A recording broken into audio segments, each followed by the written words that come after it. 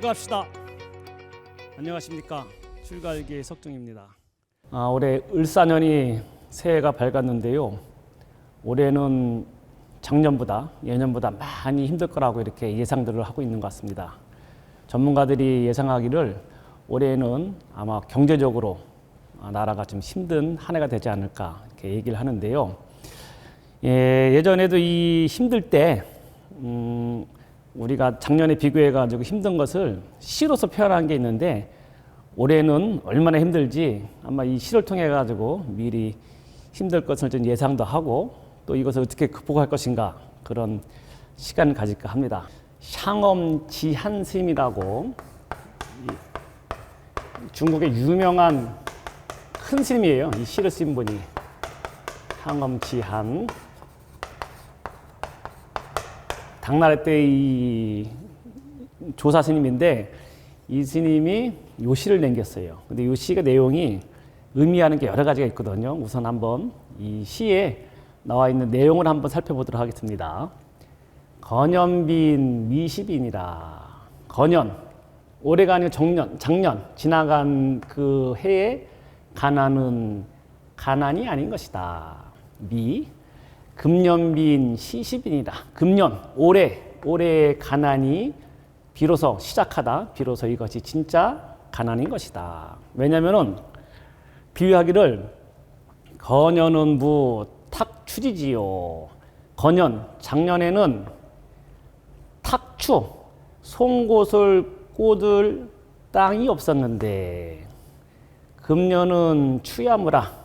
올해는 송곳 추자거든요. 송곳이 그 자체가 없는 것이다. 이게 이제 비유적으로 한 얘기입니다.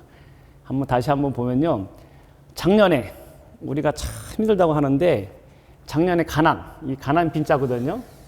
가난 빈자를 갖다 보면은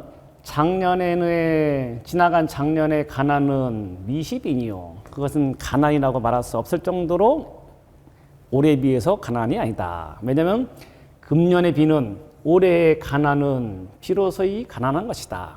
비유하자면은 작년에는 우리가 송곳 추자 아니에요? 송곳 가장 그 뾰족한 거 아닙니까?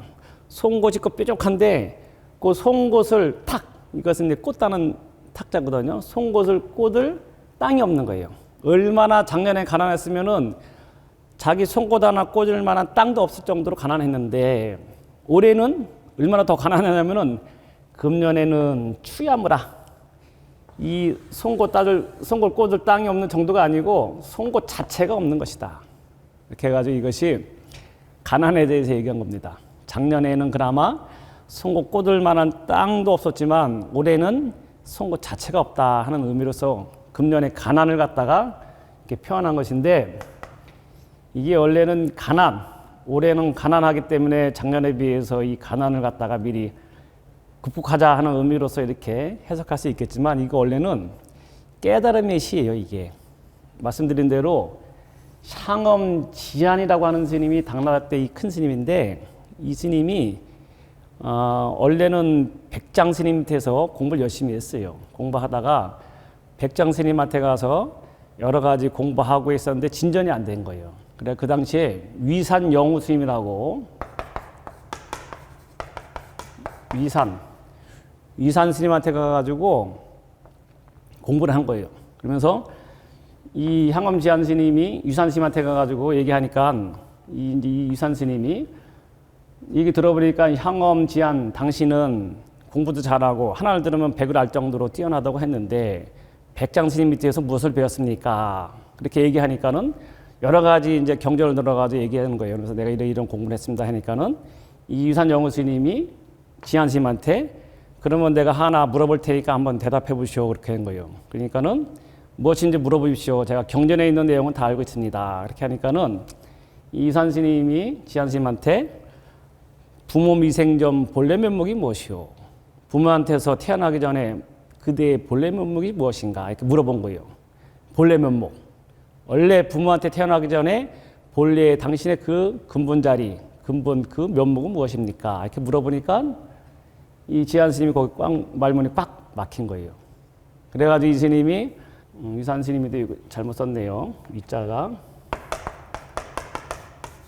위자인데 위산 스님 해가지고 떠나가지고 남쪽에 가서 공부하다가 남양 해충국사 그 머물던 자리에 가가지고 열심히 공부를 한 겁니다. 하다가 이 향엄지안 스님이 도를 깨치는 거예요. 어떻게 쳤냐면은 하루는 부모님이 생전해가지고 그 화두를 갖다가 열심히 들고 있었는데 계속 답답하고 깨치지 못했는데 하루는 마당을 이렇게 비지를 하다가 기아장이 하나 있었어요. 기아장이 있어가지고 마당 쓸다가 기아장을 휙 던졌는데 그 기아장이 저기 날아가가지고 대나무에 딱 부딪히는 순간에 이 향엄지안 스님이 깨쳤다고 하는 거예요.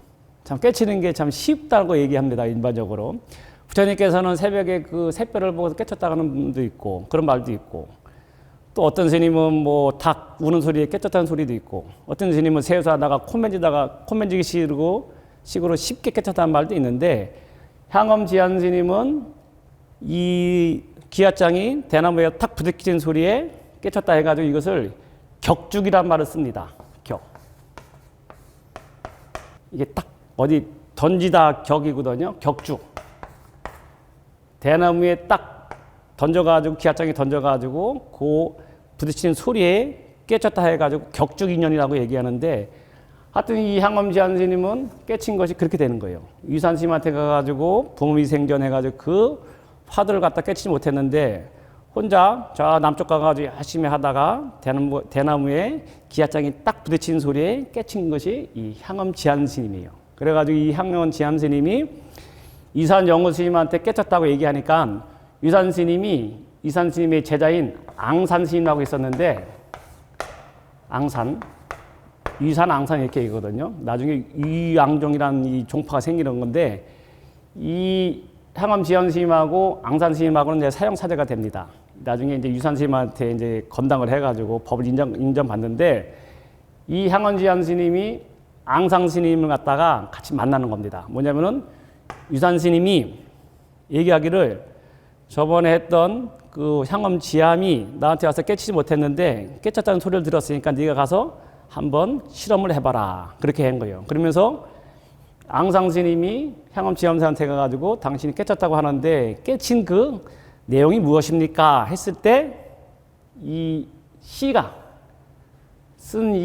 이제 이 향엄지안 스님이 앙산 스님한테 자기 깨친 내용을 갖다 쓴 시입니다. 이게 원래는 이게 그냥 가난을 갖다 얘기한 것 같지만 여기 깊은 내용은 이게 원래 선문답이에요. 선어록. 거기 선어록에 있는 그 선사 스님들끼리 주고받은 이 내용이거든요. 여기 보면은 작년에 가난은 가난이 아니요 금년에 가난이 비로소 가난이다. 작년에는 그나마 그 송곳을 꽂을 땅이 없었지만 이 금년에는 그 송곳 자체도 없다. 여기 이 송곳이든지 땅이라는 것은 뭐냐면은 번뇌망상, 송곳이라는 그 생각, 그 다음에 송곳꽃이라는 그 땅이라는 그런 번뇌망상이 있는 이상은 깨치지 못했다는 어떤 그 선문답입니다. 어떻게 보면 선문답인데 시로서 표현한 겁니다. 이렇게 얘기하니까는 향엄지안 스님이 이렇게 시로서 표현하니까는 앙산 스님은 아직도 이걸 인정 안 해요. 그래 나중에는 뭐 이게 확실히 열에서는 깨쳤는데 조사서는 갖다가 깨친 건 아니다 이렇게 얘기해가지고 나중에 또 한 구절이 나오긴 합니다. 그래가지고 그 나오는 거 있는데 중요한 것은 이거 다 무시하고 제가 이게 말씀드린 이유는 뭐냐면은 이 가난이든지 이 선문답이 몰라도 되고 우리가 그럼 실생활에서 올해는 이렇게 어려울 거라고 이렇게 예상하는데 그러면 우리는 이 어려운 시기 분명히 올해는 여러 가지 국내적으로 어려운 시기가 올 것이라고 다 예상하고 있고 아마 우리 많은 사람들이 거기에 대해서 대비해야 된다고 이렇게 생각하거든요. 그러면 우리 불자들은 어떤 마음 가지고 올 한 해를 갖다 살아야 되는 것인가? 요 시를 통해 가지고 제가 그러면 우리 불자들의 어떤 힘든 시기를 갖다가 이겨내는 그런 방법에 대해서 말씀드리려고 이 시를 갖다 이용했습니다. 말씀한 대로 올해는 어렵다고 합니다. 그러면 우리 불자들은 불자답게 이것을 해결할 수 있는 방법 가운데 하나가 열심히 수행하는 거예요. 왜냐면은 아무리 세상이 어렵다 하더라도 열심히 수행 정진하면은 그 어려움으로서 느껴지지 않고 얼마든지 극복이 가능하기 때문에 제가 말씀드리는 겁니다. 여러 가지 수행법이 있는데 우리 불자들 같은 경우에는 수행법 가운데 뭐 참선도 있고 그다음에 간경, 절수행도 있고 여러 가지 있는데 정토 수행이 굉장히 좋은 수행이라고 할 수 있겠어요. 정토 뭐냐면은 나무 아미타 부처님이 계시는 극락세계에 왕생하는 그런 서원을 세워가지고 열심히 기도 정진한다면 아무리 어려워도 우리는 이것을 극복하지 않을까 생각합니다. 우리 정토할 때 그 연불수행 나무 아미타불 6자를 갖다 외우면서 수행하면은 어떤 효과가 있고 또 예전에 보면은 어떤 내용이 있는지 그러면 정토 수행에 대해서 잠깐 말씀드리겠습니다. 우리가 정토 수행하면은 정토 삼부경이라고 하는 그런 책이 있어요. 정토. 그 아미타 부처님 계시는 곳에 극락세계에 태어나는 방법, 거기에 대해서 수행 방법에 대해서 얘기한 것이 정토 삼부경이라고 하는 그런 책이 있는데 경전 가운데 보통 대표적으로 3가지 얘기하는데 첫 번째가 아미타경, 무량수경, 세 번째가 관무량수경. 이렇게 대표적인 경전을 갖다가 그래서 정토 삼부경이라고 얘기하거든요. 정토, 아미타 부처님이 계시는 극락세계에 왕생하는 대표적인 경전 가운데 3가지를 갖다 얘기합니다. 이 가운데서 이제 아미타경은 여러분도 많이 들어봤을 거예요. 아미타경은 대표적인 것이 뭐냐면은 열심히 나무아미타불 그 수행을 하면은 나중에 아미타 부처님이 계시는 극락세계 정토에 왕생한다는 그 내용이 있는데 대표적인 것이 뭐냐면은 우리가 일반적으로 얘기할 때 죽기 전에 나무아미타불 10번을 염하면은 극락세계에 태어난다는 말이 있잖아요. 그 내용이 나오는 것이 아미타경의 주 내용입니다. 근데 여러분들 생각하기에 뭐 죽기 전에 나무아미타불 10번 못할까 이렇게 생각할지 모르는데 굉장히 힘들다고 합니다. 이게 평상시에 계속 나무아미타불 그 수행이 안 돼 있으면은 죽기 전에 나무아미타불 10번이 안 난다고 해요. 왜냐면은 죽을 때 그 수억 급 동안 자기가 쌓은 어변에 의해 가지고 아주 극도의 고통이 오기 때문에 그 고통을 갖다가 이겨내지 못하고 나무아미타불 입이 안 나온다고 합니다. 여기 보면은 이 대표적인 게 근래에 이거 나무아미타불 갖다 10번 하고 가신 분이 있거든요. 많은 분이 있을지 모르지만 대표적인 분이 스님이 한 분 계셨어요. 연간 스님이라고.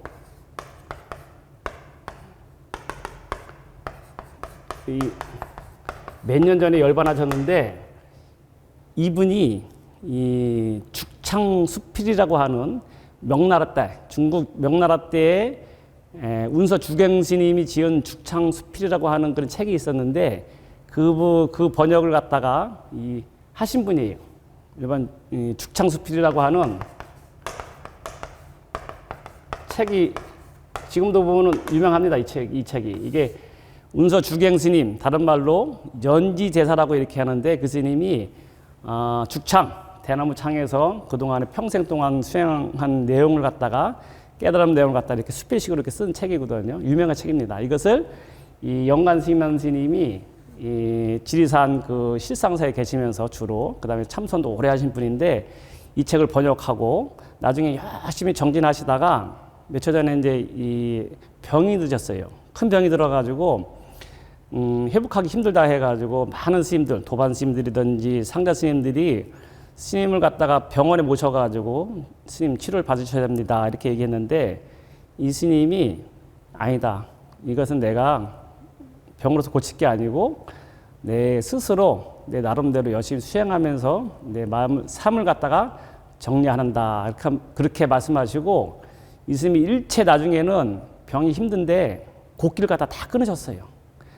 그 나중에는 곡기 끊고 나중에 물도 끊으신 다음에 정말 일체 어떤 의료에 대한 의료를 통해 가지고 생명을 연장하지 않고 당신이 이렇게 삶을 이렇게 마지막을 갖다가 정리하신 분이 있는데 이분이 마지막에 가실 때 이 옆에 있는 친한 도반 스님들이 계셨고 상자 스님들이 있었는데 이 스님이 마지막까지 이렇게 연부를 하시다고 합니다. 연부를 갖다 하는데 나무아무탑을 10번 하기가 얼마나 힘든지 옆에 있는 스님들이 보셨다고 해요. 당신이 나무아무탑을 갖다가 마지막 숨이 끊어지는 순간까지 하시는데 힘드니까 옆에 있는 스님들이 도와줬다고 합니다. 그래가지고 결국에는 나무아무탑을 염하면서 이 가신게 편하게 가신 그 분이 살아계셨던 우리 얼마 전에 살아서 생전에 살아가지고 실질적으로 이 나무아무탑을 염하면서 갔던 이 대표적인 분인데, 이분이 이렇게 가신 걸 생각하면은 우리가 일반적으로 얘기할 때 나무아무탑을 10번 하는 게 아주 결코 쉽지 않은 내용을 갖다 얘기하는 거예요. 근데 이 스님은 평상시에 늘 수행하는 그 수행 정진력으로 해가지고 마지막에 나무아무탑을 염불하면서 가셨다. 그 생각하면은 막 쉽지 않다. 그래서 아미타경에서는 10번만 나무아무탑을 염해도 우리가 극락세계에 간다고 했는데, 평상시에 쉽게 생각하고서 죽기 전에 내가 10번만 하면은 극락세계에 갈 수 있구나 생각하면 안 되고, 평상시에 늘 해야지만 죽기 전에 그래도 10번을 할 수 있다. 그 생각하면은 이 아미타경에 있는 내용을 본받아 가지고 우리가 열심히 하면은 나중에 극락세계에 갈 수 있는 그런 것을 설한 것이 아미타경의 내용이고, 그 다음에 무량수경 같은 경우에는 이게 이제 법장비구라고 해가지고 이 법장서원, 그래가지고 이 아미타 부처님이 원래 이 아미타 부처님이 되시기 전에 전생에 법장비구로서 48가지 서원을 세워가지고 그 서원을 실천해가지고 마지막에 아미타 부처님이 되셨다는 내용이 무량수경에 나오는 내용입니다. 그 다음에 관무량수경이라는 것은 뭐냐면은 이 내용이 좀 재미난 내용이 있는데, 이것 다른 말로 왕사성의 비극이라고 합니다. 왕사성. 왕사성에서 일어났던 비극이에요. 이 관무량수경의 이 시작은 어떻게 되냐면은 이게 스토리가 굉장히 재미났습니다. 왜냐하면 왕사성, 그 당시에 마가다국의 수도였던 왕사성, 라자그라라고 이렇게 범어로 얘기하는데, 예전에 보면 부처님이 출가해가지고 그 겐지스 강을 따라서 쭉 남하하다가 중서부 쪽에 갔을 때 그 당시 제일 큰 그 성령, 나라는 마가다국이었고 그 수도는 왕사성에 이렇게 도착을 합니다. 거기 가니까는 뭐 여러 가지 이제 수행도 배우기도 하는데, 이 당시에 왕사성의 왕이 누구냐면 빈비사라 왕이라고 아주 가장 강력하고 신심이 아주 대단한 분이 있었는데, 이분이 이제 부처님하고 일선에는 나이가 동갑이라고 얘기합니다. 근데 우리가 알고 있는 영축산이죠. 영축산. 법화경을 설한 영축산이 있는 곳이 여기 왕사성이고, 그 다음에 뭐 중림정사 하면은 부처님께서 최초에 그 머무셨던 중림정사, 그 빈비사라 왕이 이제 져준 그 왕사가 있고, 또 대표적인 것이 보면은 칠엽굴 해가지고 처음에 결집했던 곳이 칠엽굴도 있고, 또 유명한 것이 뭐냐면 나란다 대학이라 해가지고 그 당시에 큰 아주 전 세계적으로 그 당시 제일 큰 대학, 그 당시 학생이 10,000명 이상이 스님들이 있었다고 하는 그 나란다 대학도 다 왕사성에 있는 거거든요. 근데 이 왕사성에 그 당시 왕이었던 빈비사라 왕이 있었고, 그 다음에 부인이 위제이 부인이라고 하는 부인이 있었는데, 이 빈비사라 왕하고 위제이 부인하고의 사이에 나중에 자식이 없었어요. 특히 아들이 없어가지고, 아들이 있어야지만 나중에 빈비사라 왕이 죽은 다음에 그 왕위를 갖다 계승해야 되는데, 이 보니까는 왕자가 없으니까는 둘이 불안한 거예요. 그래가지고 어떤 그 당시에 뭐 잘 보는 물어보니까는 점술과 같이 그 당시에 바라문한테 물어보니까, 아마 당신들이 아들 운이 있는데 아들이 생기려면은 3년을 더 기다려야 됩니다. 이렇게 얘기를 한 거예요. 그러니까는 어떻게 된 거냐 물어보니까, 지금 저기 산에서 수행을 열심히 하고 있는 선인이 있는데, 이 사람이 3년 후에 죽으면은 그 사람이 죽어가지고 당신들의 아들로 태어나가지고 아마 이 왕위를 계승해가지고 이 마가다국이 흥할 것이다 이렇게 얘기한 거예요. 그러니까 이 얘기를 들으니까는 빈비사라하고 부인이 그러면은 좋긴 한데 어떻게 3년을 기다릴까 해가지고, 3년은 너무 길다. 그 다음에 이 유제이 부인이 나이가 많으니까 저 선인이 한 얘기도 말이 맞는 것 같지만 3년 동안 하면 노산이 돼가지고 나이가 많아가지고 출산을 못할 텐데, 그런 걱정도 돼가지고 그 얘기한 그 선인을 갖다 찾아갑니다. 찾아가가지고 그 수행을 열심히 하는 선인을 갖다가 참 안타깝게 그 선인을 죽이는 사건이 나타나요. 이게 이 관무량성에 나와 있는 내용이에요. 그래가지고 이 왕이 3년이 너무 기니까 못 참고서 그 선인을 미리 죽여요.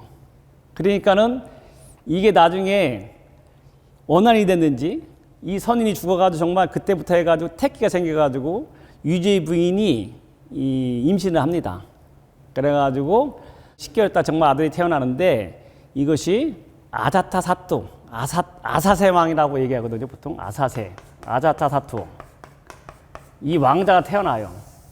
이 왕자는 아시겠지만 태어날 때부터 원한을 가지고 태어난 그런 왕자예요. 왜냐면 자기가 전생이었던 그 선의 수행 열심히 했을 때 3년만 기다리면은 자연스럽게 자기가 이 왕의 아들로 태어나가지고 아주 잘 그 왕위를 이어가지고 나라를 갖다 잘 다스릴 수 있을 텐데 자기 자신 전생에 자기 선을 죽였기 때문에 이 사람은 왕의 아들로 태어났지만 원한을 품고 태어난 거예요.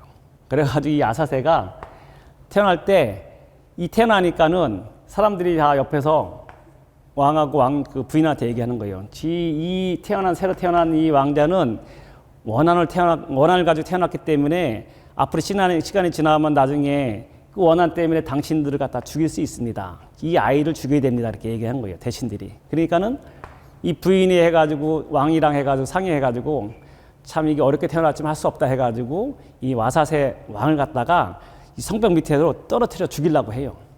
근데 이 아사세 왕자가 죽지는 않고 이 손가락이 있는데 이렇게 다치면서 무사히 이렇게 죽지는 않습니다. 그러면서 그 어머니가 생각하기에 아무리 원한을 품고 태어났다고 하지만 어떻게 내가 내 자식으로 내 배로 난 자식을 죽일 수 있겠습니까 해가지고 본인이 키웁니다. 그렇게 키워가지고 나중에 아사세 왕이 저는 어느 정도 한 10대 지나가지고 20대 정도 됐을 때 이 아사세 왕이 자기의 그 출생의 비밀을 갖다가 알게 돼요.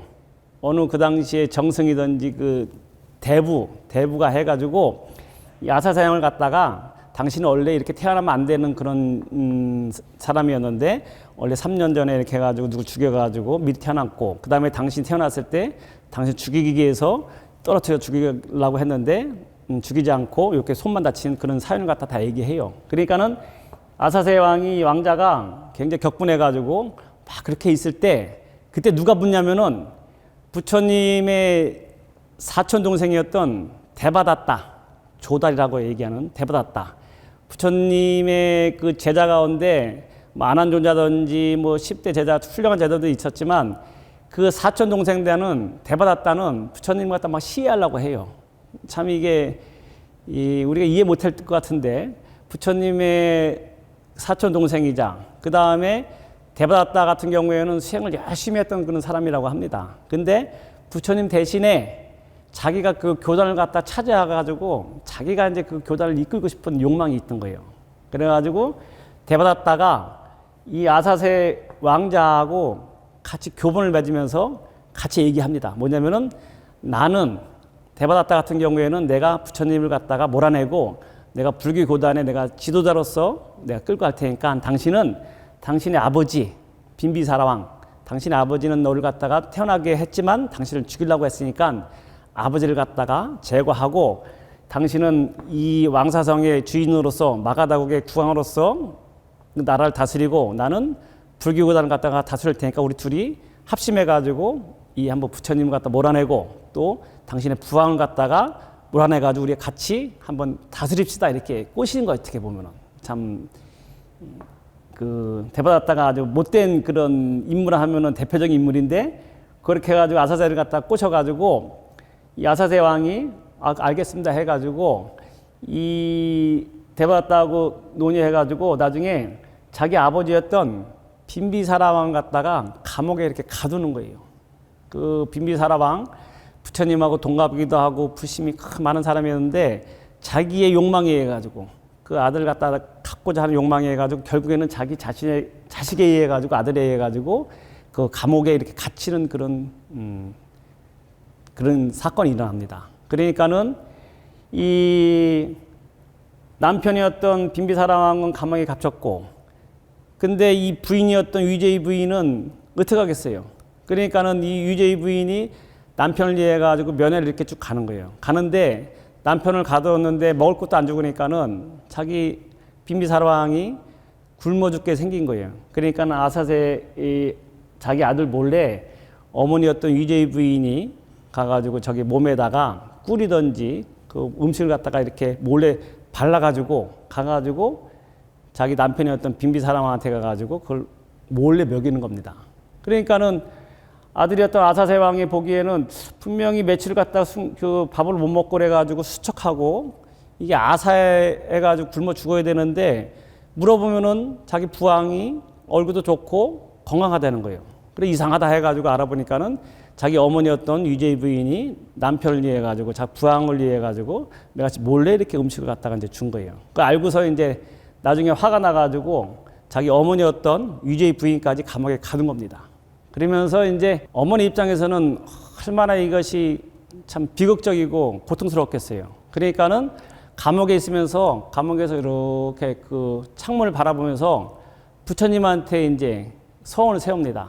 뭐냐면 아시겠지만 이 빈비사라왕이든지 유제이 부인은 불심이 굉장히 많은 사람이었거든요.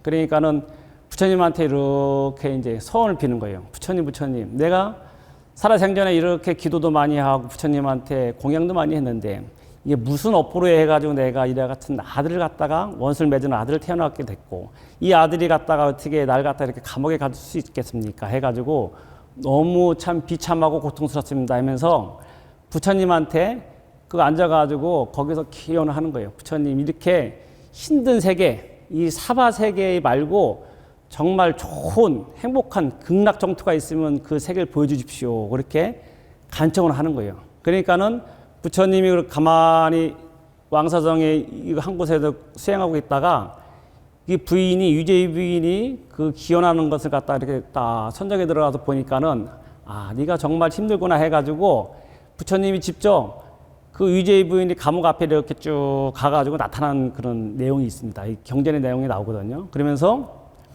부처님이 얘기하길 뭐냐면은 유제이 부인이요, 당신이 이렇게 고통스러운 세계에 살고 있는데 이 세계 말고 정말 아미타 부처님이 계시는 극락세계를 갖다가 보여줄 테니까는 그것을 갖다가 보고서 당신이 열심히 수행을 하면은 그 세계에 태어날 수 있습니다 하는 내용이 관무량수경의 이게 시작이에요. 그러면서 이 관이라는 것이 뭐냐면은 볼관자거든요.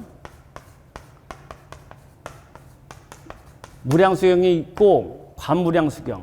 무량수라는 말은 뭐냐면은 아미타 부처님의 수명이 무량하다는 의미를 해가지고 아미타 부처님은 무량강 무량수 하잖아요. 아미타 부처님이 계시는 그 극락세계는 수명이 무량하고 그 다음에 그 광명이 무량하기 때문에 무량강 무량수 쓰는 거거든요. 근데 관하는 거예요. 이 내용은 뭐냐면 광무량수경의 시작은 뭐냐면은 이와 같이 유제이 부인이 아미타 부처님이 계시는 그 극락세계는 어떤 세계일까 해가지고 그것을 갖다 눈으로 보는 게 아니고 마음으로 이렇게 쭉 보는 거예요. 그러니까 부처님이 거기 태어나고 싶으면은 16가지 관법을 얘기합니다. 부처님이 네가 그렇게 이 사바세계가 힘들면은 아미타 부처님이 계시는 정토는 이와 같은 세계야. 네가 한번 열심히 눈으로 보는 게 아니고 마음으로 관해라. 그러면 그 세계가 보일 것이고 그 세계에 태어나기를 염하고 네가 열심히 아미타 부처님을 찾으면은 네가 나중에 그 세계에 태어날 수 있다는 것이 관무량수경이거든요. 그래서 16가지. 그래서 여기 보면은 막 그 해가 떠오르는 모습, 부처님의 광명이 그 태어나는 그 빛나는 모습을 갖다가 관하면은 네가 그 세계에 태어날 수 있는 것이고 막 그렇게 16가지 얘기합니다. 그러면서 이 정토 세계, 서방 정토 세계의 여러 가지 아름다움, 그 금으로 장식되고 여러 가지 이 경전에 나와 있는 우리가 아미타경 같은 경우에는 부처님 세계가 쭉 나오거든요. 거기는 새가 있어도 새가 그냥 짹짹하는 게 아니고 다 새마다 해가지고 부처님의 그 말씀을 경전을 갖다가 예운다고 말하는 것이 극락세계의 그 내용이 있잖아요. 그 다음에 금은 모래가 해가지고 다 있고 칠보로 이루어져 있고 모든 것이 만족하고 구족되어 있는 세계가 그 아미타 극락세계이기 때문에 이것을 나눠가지고 16가지로 나눠가지고 네가 관하면은 이 세계에 태어날 수 있느니라 해가지고 관무량수경에서는 이와 같이 이 사바세계에 있는 사람들 가운데 고통에 있는 사람들은 이 무량수경 아미타 부처님의 세계를 갖다가 그것을 갖다가 마음으로 쭉 관하면서 그 세계에 태어나길 원한다면은 태어날 수 있다는 것이 이 관무량성경의 시작이에요. 이게 원래 시작 부분이에요. 그러면서 나중에는 이 관을 해가지고 어머니였던 유제 부인이 극락세계에 태어나고 또 나중에는 이 아들이었던 아사세 왕도 자기가 나중에는 후회합니다. 이게 이 무량수경의 관무량수경의 내용이 보면은 아사세 왕도 처음에는 자기가 잘못된 그런 원한에 의해 가지고 아버지를 죽이고서 왕위를 찬탈한 다음에 자기가 마음대로 하면은 행복할지 알았는데 나중에 뒤늦게 참여합니다. 부처님한테 나중에 울면서 그 의사 지박하라고 하는 의사를 통해 가지고 부처님 제가 너무 큰 업을 지었습니다. 이건 사실은 내가 그런 마음이 없었는데 대받았다고 하는 사람의 그 꼬임에 의해 가지고 내가 부모님을 다 시해하고 너무 큰 업을 지었습니다. 나도 너무 힘들고 고통스럽기 때문에 부처님 좋은 세계가 어디 있습니까? 저도 그 세계에 태어나고 싶습니다 해가지고 아사세 왕이 자기 참여를 통해 가지고 부처님한테 다 고백을 해요. 그러니까는 부처님이 그래 네가 아무리 극악무도한 부모를 죽인 그런 패륜할지 모르지만 너도 열심히 나무아미탑을 부처님을 염하면서 그 세계에 태어나길 원한다면 너도 그 세계에 태어날 수 있느니라 해가지고 얘기한 내용이 관무량수경이에요. 여기서 보면은 여자들도 열심히 수행을 하면은 이 무량수 부처님 이 정토세계에 태어날 수 있다고 하는 내용이 있고 거기 더 나아가지고는 악인 오역제 부모님을 설에 그 시해하고 죽였던 그 아사세 왕도 나중에는 극락세계에 태어난다고 하는 내용이 이 관무량수경의 내용이거든요. 그래서 제가 말씀드린 건 뭐냐면은 정토에 이렇게 삼부경에서 얘기했는데 이거예요. 뭐냐면은 처음에 말씀드렸잖아요. 이 사바세계는 기본적으로 고의 세계예요. 고통이 수반되는 세계가 이 사바세계의 기본적인 원리입니다. 이것을 벗어날 수가 없어요. 아무리 가진 것이 많고 다 갖췄다고 하지만 그런 사람이 있을지 모르지만 그 사람도 한 명 한 명 개개인을 갖다 보면은 각각 고통이 다 있는 겁니다. 이거는 인간인 이상 우리가 중생의 몸을 받은 이상은 누구도 벗어날 수 없는 거예요. 그렇기 때문에 올해 작년에 비교해 가지고 올해가 아무리 가난하다 하더라도 이와 같은 이치 모든 것은 다 이 사바 세계는 고가 수반되는 세계구나. 그 다음에 이것을 벗어나기 위해서는 여러 가지 수행법이 있겠지만 제일 쉽고 누구든지 수행을 하면은 그 고통을 벗어날 수 있는 길은 정토, 왕생하는 그런 수행법이 있고 그 가운데서 이 관무량성경에 보면은 아무리 내가 지은 업이 많더라도 이렇게 아미타 부처님을 연부를 열심히 하면은 누구나 다 극락 왕생할 수 있다는 내용이 있기 때문에 여러분들 혹시 올해 여러 가지 어려운 상황이 오더라도 실망하지 마시고 우리 불자라고 하면은 다른 거 아무 걱정할 필요 없습니다. 늘 시간 날 때마다 그 다음에 자기가 할 수 있는 아픈 사람은 누워서라도 좋습니다. 아주 늘 나무아미탑을 열심히 염하고 그 염불을 하면은 그 힘으로 해가지고 모두 다 부처님 극락세계에 왕생할 수 있다 이렇게 말씀드리겠습니다.